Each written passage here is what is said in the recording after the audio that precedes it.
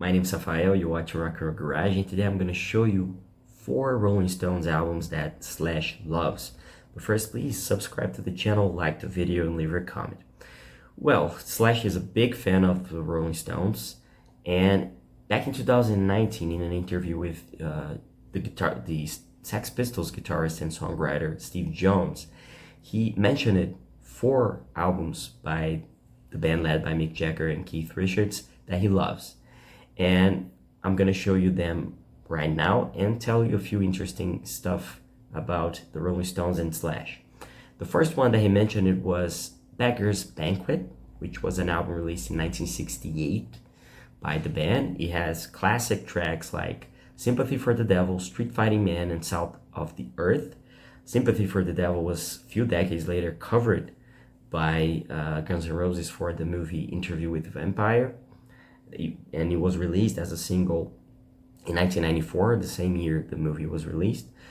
And Beggars Banquet was the last album, Stones album, that was released while Brian Jones was alive and was a member of the band. Brian Jones was their original guitarist and also an important part of the band in terms of the sound and even the songwriting.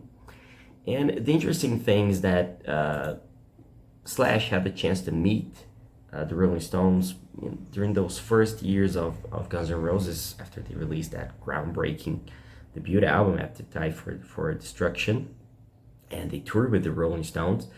And he recalled in an interview with Revolver magazine in 2021 that we transcribed, and I'm going to show you right now how he met Keith Richards. And it's a funny story. He said, "The first time that I really personally met Keith, he was great, but he pulled a fucking switchblade on me. Ronnie Wood introduced us and took me to Keith's hotel room. So Keith sort of motioned me over and he put not a switchblade, a butterfly knife, and flashed it around. I was like, cool. I didn't know how I was supposed to react, but it was funny, sort of auspicious kind of first meeting." So that was the first time that Slash met Keith. The second album that he mentioned was Let It Bleed, the album released in 1969. It was another important Rolling Stones album and had, besides the title track, it had famous songs like Gimme Shelter, Midnight Rambler, and You Can't Always Get What You Want, another Rolling Stones signature song. And it was the last record to feature the band's original guitarist Brian Jones, who was credited in a few tracks. He was fired during the recording and died 1 month after, tragically at the age of 27. And Mick Taylor was chosen to be his replacement. Mick was previously a guitarist of John Mayall and the Blues Breakers, and he also appeared in that album. He contributed for that album during the recording of the album.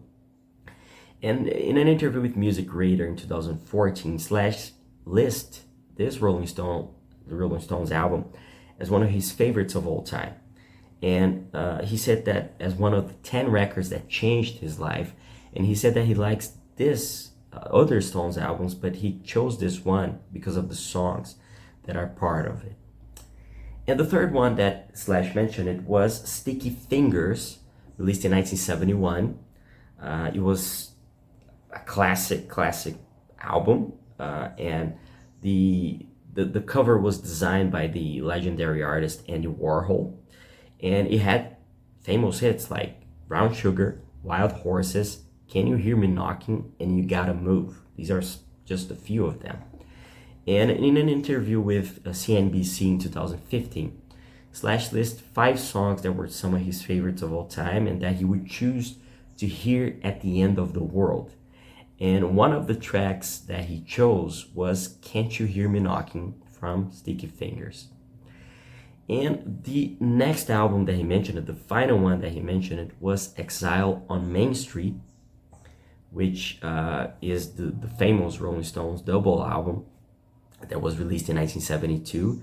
Many people, and including Keith Richards, said that this was one of his favorite albums of the band.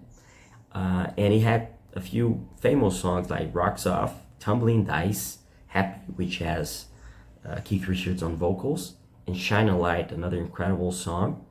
And Slash revealed in an interview with Squire back in 2014 that this Rolling Stones era is his favorite one. And he said, this is what he said: the period that Mick Taylor was in the band, as far as lead guitar was concerned, that was my favorite Stones period. And the curious thing is that not only Slash loves this era, Keith Richards loves the Mick Taylor era. And he said a few times that his favorite Rolling Stones era is the one with Mick Taylor, because he thinks the greatest albums they released were during that era with Mick Taylor. And obviously, for more than 50 years already, Ronnie Wood is the lead guitarist of the band. And but still, Keith prefers that era with Mick Taylor in terms of songwriting and studio albums. And that's it. I hope you liked the video. Don't forget to subscribe to the channel, leave your comment, and if you want to read more, you can go to the description and visit the article we wrote about this. Okay? Thank you for watching, and I see you later.